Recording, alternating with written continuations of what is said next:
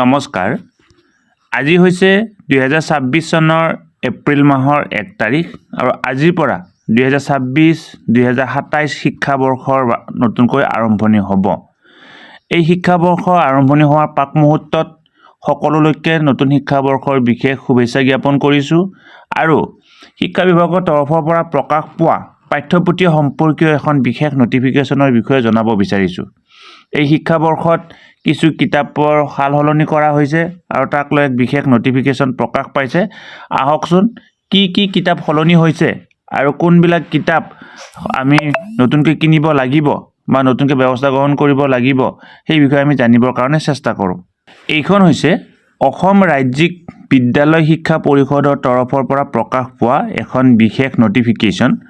2026 চনৰ মাৰ্চ মাহত প্ৰকাশ পোৱা এই নটিফিকেশ্যনখনত এই কথাটো কোৱা হৈছে This is for information of all concerned that modification, addition,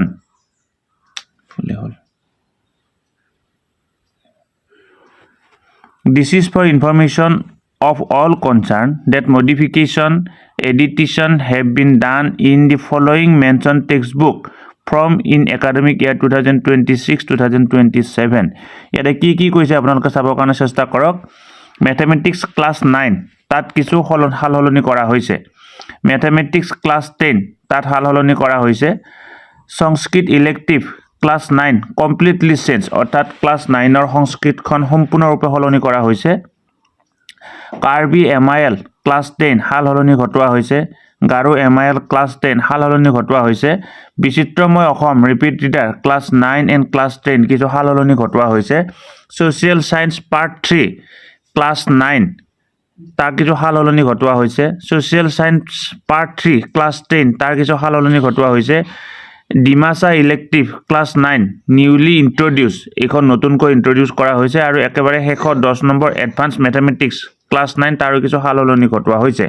গতিকে 2026-27 শিক্ষাবৰ্ষৰ পৰা এইখিনি হ'ব অৰ্থাৎ আজিৰ পৰা যি পাঠ্যপুথি পঢ়াব লাগিব তাত এইখিনি সালসলনি হৈছে। ভিডিঅ'টোৰ জৰিয়তে এইখিনি কথা আপোনালোকক জনালোঁ। ধন্যবাদ। শ্ৰদ্ধা ছাৰ বাইদেউসকল, নলিনী কান্ত ডেকা নামৰ ইউটিউব চেনেলটো হৈছে এটি শিক্ষামূলক ইউটিউব চেনেল।